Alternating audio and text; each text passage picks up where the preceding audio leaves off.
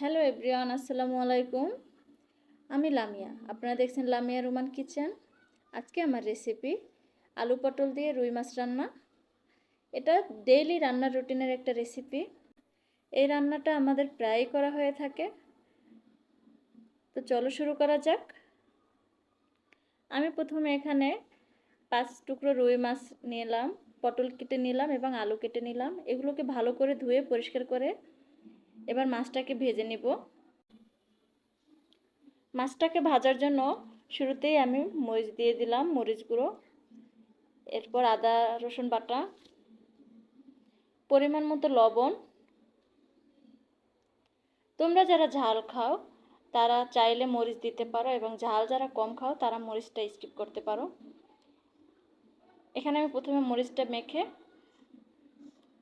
একটু পরিমাণ তেল দিয়ে দিলাম, হাফ চা চামচের মতো হলুদ গুঁড়ো দিয়ে এবার মেখে নেব ভালো করে।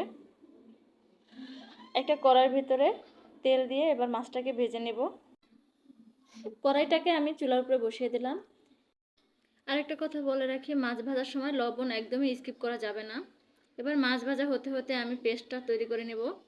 এখানে আমি 2 টেবিল চামচের মতো পেঁয়াজ বাটা নিয়েছি এবং 2-4 চামচ রসুন বাটা, 1 চামচ আদা বাটা, 2-4 চামচ হলুদ গুঁড়ো, 3 চামচের মতো মরিচ গুঁড়ো। এবার আমার মাছটা হয়ে গেছে ভাজা।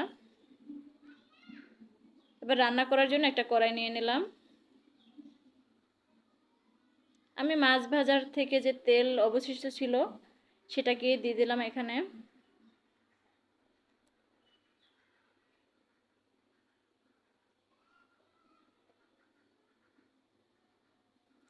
এরপর এখানে যে পেস্ট করে রাখা মশলাগুলো সেগুলো দিয়ে দিলাম।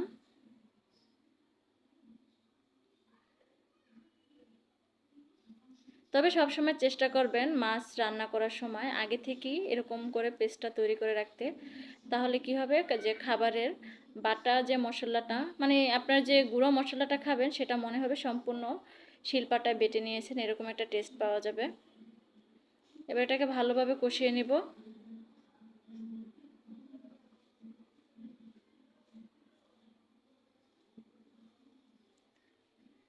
এটাকে চুলার উপরে রেখে দিয়ে চলে যাওয়া যাবে না, বারবার নেড়ে চেড়ে দিতে হবে। এরপর আমি আলুটাকে দিয়ে দিলাম।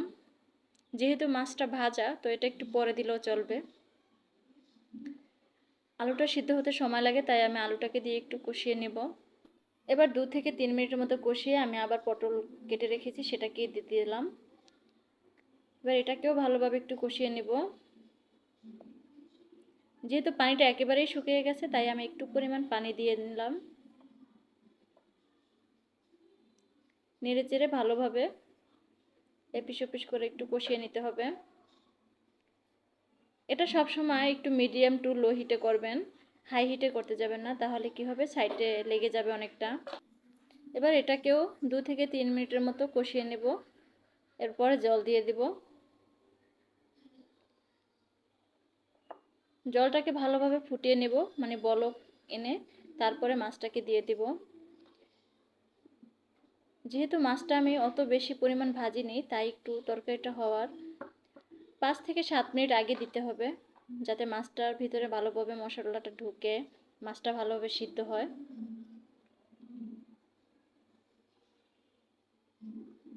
এরপর ঢেকে দিয়ে 5-6 মিনিটের মতো রান্না করে নেব। এরপর আবার চলে আসলাম। আমার রান্নাটা হয়ে গেছে। আল্লাহ হাফেজ।